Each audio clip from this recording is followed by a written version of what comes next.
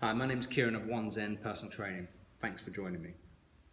So I'm going to briefly talk to you about ankle mobilisation and why it's important, especially for runners. Now, in runners especially, the likelihood of injury is quite great. Every year, more and more runners get injured. Normally for a few different reasons. One of the reasons being people think they can sit down for 20 years, jump up and go for a run and they'll be fine. They're going to rely on their latest trainers that they've got and they'll be fine. The reality is there's so many more things that go into running, especially if you want to remain injury free and get a decent time. I'm just going to give you a very, very small snippet, so less than 1% of the overall picture, but generally speaking, this does really help mobilizing the ankle. Now, if you haven't got correct mobility at the ankle, then the likelihood of an Achilles injury or plantar fasciitis, so the fascia that runs underneath the arch there, becomes taut and inflamed. If you do get these injuries, it's sometimes due to a lack of mobility at the ankle. So, i.e., when your foot lands, if you're a heel-toe runner, if I show you, heel-toe runner, as I do that, I'm able to land and follow through and big toe off. If I don't have that mobility, then when my foot hits the floor, if I can't get that angle there, then the likelihood is I'm going to slam into the floor, my knee is going to become straighter, and I'm going to increase pressure at this ankle, at this knee, and my hip.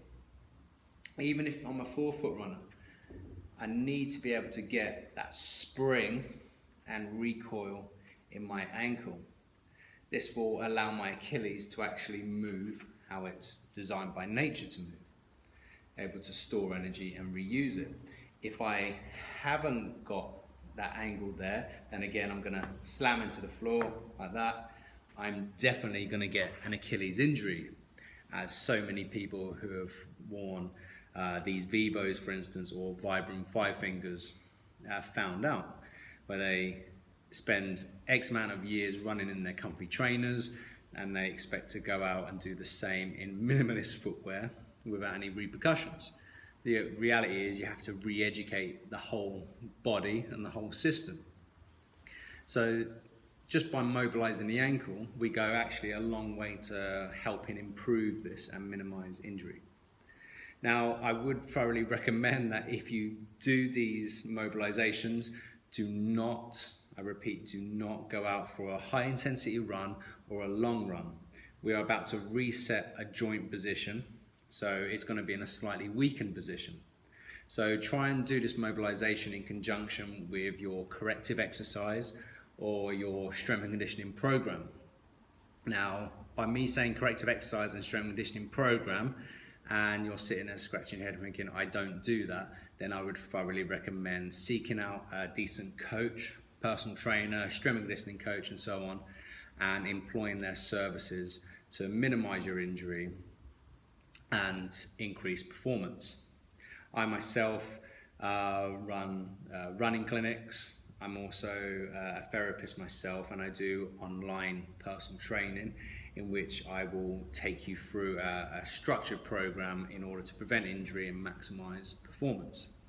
And this is just really a snippet for us to do that. Okay, so let me show you what it is. So in essence, you're going to place your whole calf on a stretch.